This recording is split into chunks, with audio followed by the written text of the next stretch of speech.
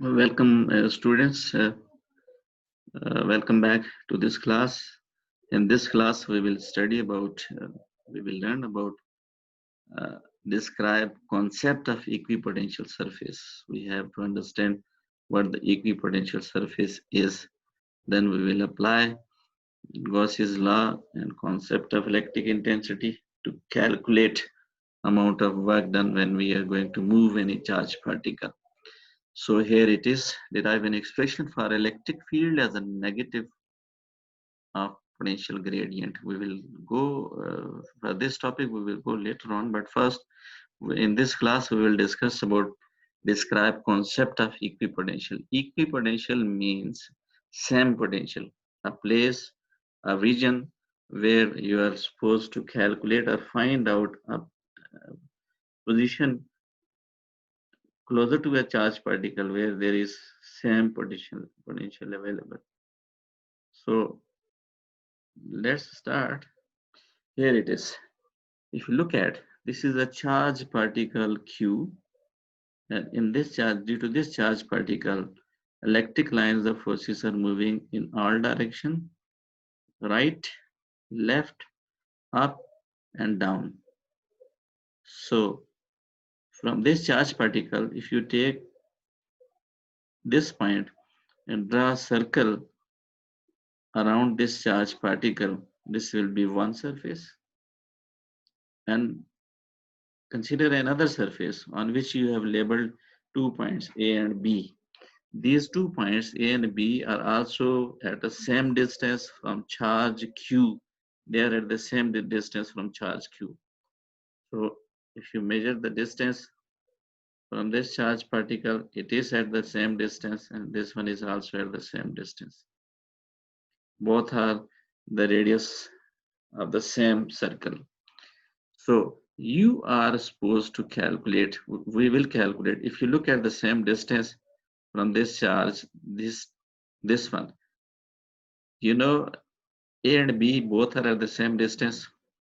Look at number of electric lines of forces which are along this in this portion and at the same distance from the charge. They are the same. Further you move towards point A, and from this point towards point B, you will see, because these 2 points are at the same distance from the charge, so it clearly shows that the number of electric lines of forces passing through area will be the same as these are passing through this area, because they are at the same distance. Electric field strength depends on the distance from the charged particle. More is the distance, less will be the electric field intensity and the field strength. Less is the distance, more will be the field, because electric lines of forces are very much closer to each other. So here it is. This will be the surface A and B, which we have considered this surface, and this surface is basically uh, a place where which is at the same distance from the charge, and the number of charges will be the same. So this is why it is called equipotential surface. Now come back. A surface passing through such points which have the same value of electric potential is called equipotential. Why they are having the same value of electric potential? Because they are at the same distance from the charged particle, and the electric field strength depends on the distance from the charged particle, because they are at the same distance. So that's why it is called equipotential surface. A line drawn, a line drawn over this surface is known as equipotential surface. So in the figure, equipotential surface are shown by concentric circles with a point charge Q at their center. So this is the point charge Q at the center, and these are the concentric circle outside. The electric field lines act as a right angle to the spherical surface. This is another important point to remember. If you look at, I'm considering in this the direction. If I draw a line, electric lines, this line is basically perpendicular on this surface. This one is perpendicular on this surface. If you look at this moving line outward, this is the electric line, and it is perpendicular on this surface, the spherical surface.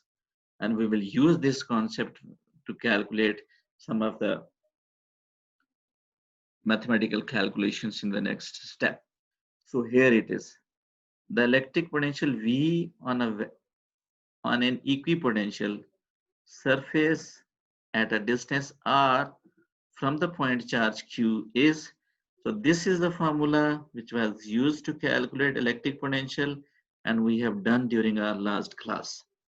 So now the work done on a test charge particle between these 2 points A and B over a equipotential surface will be, so this will be the amount of work done when you're moving any charged particle from point A to point B, and this charged particle is Q naught. This is the test charge particle through which we are moving this charged particle from A to B on the equipotential surface. So this will be the amount of electric potential. So but to calculate work done, this work done is equal to del V Q naught. So this is basically formula to calculate work done. So if you are asked to calculate the potential difference, this will be the difference of the potential, that is VA potential at A, and VB, this is the VA potential at A, and this is the other one is VB, the potential at B. So this is the difference of potential between the 2 points. We will decide later on by using mathematical relation where will be the work done, where will be the difference of the potential. Then we are following a proper sequence of procedure to calculate work done per unit charge. So this is the formula basically. We will apply conditions later on when we will look at this uh, figure. So keep in your mind this figure, we are heading forward, we are moving forward. So this is the one. If you look at this one is basically VA, and the VA is calculated by using this formula, and you have already learned during the previous classes. So here it is the VB, because Q is the common charge for VA and VB. So that's why these are basically with the minus difference of the potential at point A and VB. Basically, this one is VA, this one is VA, and this one is VB. And you have calculated the difference between the two. So here it is VA and it is VB. If you take some mathematical steps, you will take the common. Here it is Q, again here it is Q, and 1 over 4 pi epsilon naught. This is the common for both. So after putting values, that is Q naught Q, that is the test charge particle which we have moved from A to B. And in the field of this charge Q, and this is the difference of the potential at A and B. This is the amount of work done basically. You are calculating work done. Here in this case, if you see both have the radius of the same circle, so the distance will be the same, the radius is the same. There is no need to write RA and RB. So here it is, you are putting 1 over R1, 1 over R1, R1 over R, 1 over R, because both are the same. So if they are same, then you will simplify, it will be 0, and 0 multiplied by this one, it is 0. This clearly shows that this VA is equal to VB. Means if there is no difference of the potential, it clearly shows that there will be no amount of work done. Amount of work is done when there is a difference of potential and certain amount of energy a charge requires to move from A to B, or either from B to A. So this is the main concept of doing some work. Move back again. If there is no difference of potential at A or at B, if you are trying to move it from A to B, due to the no difference of the potential, no amount of work will be done. So this is the basic concept of equipotential surfaces. If you are trying to move any charged particle on this surface, you don't need to do any work. No amount of work will be done if you are moving. But if you are moving it from this surface, that is inner surface to outer surface, here is the place where there is the difference of the potential. So some amount of work will be done when you're trying to move this charged particle from this surface to this, or from this to this. surface. So here are the 2 points. If this one was A, we are changing the condition to understand. If this point is A and this one is B, then there will be the place when certain amount of work will be done, and we will calculate and we will put the values to calculate the work done, but the procedure will be the same. We will change this position at this place. We will change our calculation at this point. So this is the most important to understand. So in this case, for equipotential surfaces, same amount of work will, there is no difference of the potential from A to B. So that's why no amount of work is done. And mathematically, it is proven when you have calculated, when you have used the values. What were your basic, the previous requirement for your knowledge? That is, you must know how to calculate electric potential, which you have done during the last class. If you revised it, you must know how to calculate the electric potential due to a charge particle at a point distance from a charge particle Q at a distance from that R distance from that charge particle. So this is the formula to calculate the electric potential. Then this is the amount of work done. This is the potential definition. This is the amount of work done on any charge particle. So by using this formula, we are calculating work done. We have seen that this is the amount of work done in this case. So what is the final conclusion? If there is no potential difference between the 2 points on a surface, that surface is called equipotential. And during that condition, the amount of work done will be 0. So here are some characteristics of equipotential surface. What are the 2 equipotential surfaces cannot intersect? This concept is applicable in electric field.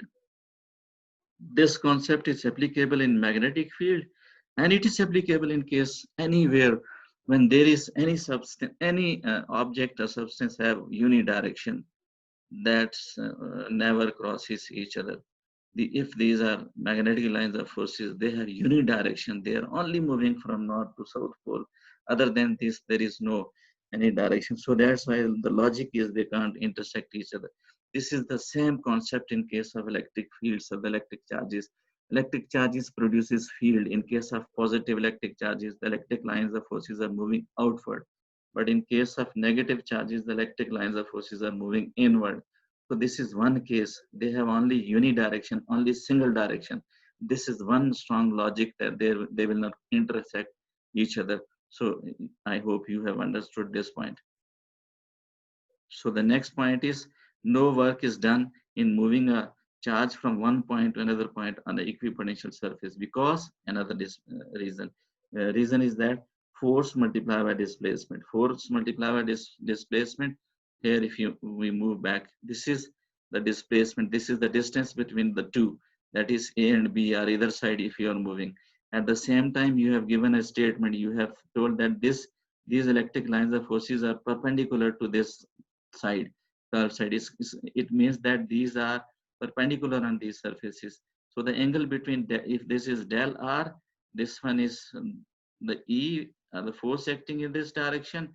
So look at, this is the reason why they are perpendicular to each other. So that's why if you are calculating work done, you're taking dot product of the two, the angle between the two, E and R, F and R, displacement and force is 90°. So cos 90 is 0. So that's why another logic where you can prove that no amount of work will be done in this case. So work is done in moving a charge from one surface to another equipotential surface. When it will be done, I have already discussed.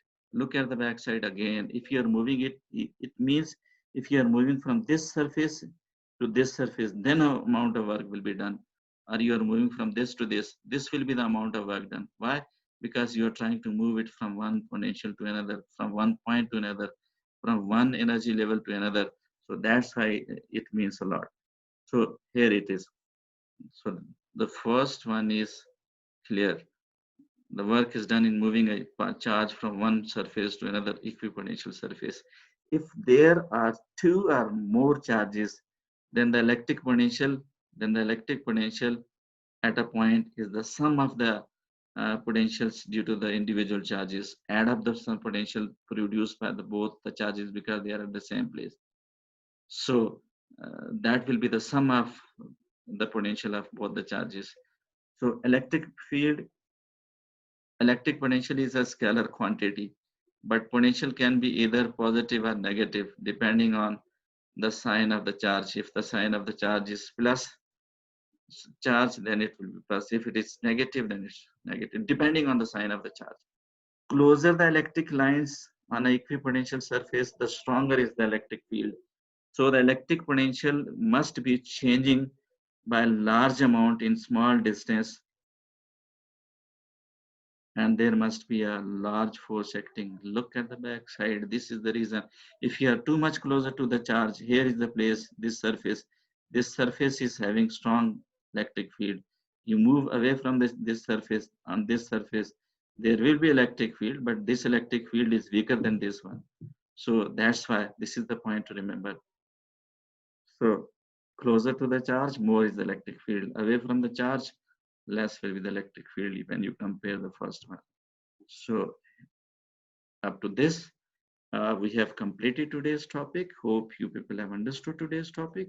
That was the concept of equipotential. What equipotential is, this is a type of surface where there is equal number of charges available, same electric potential available on A and B. Same electric lines of forces will be there when they are passing at the same distance from the charge.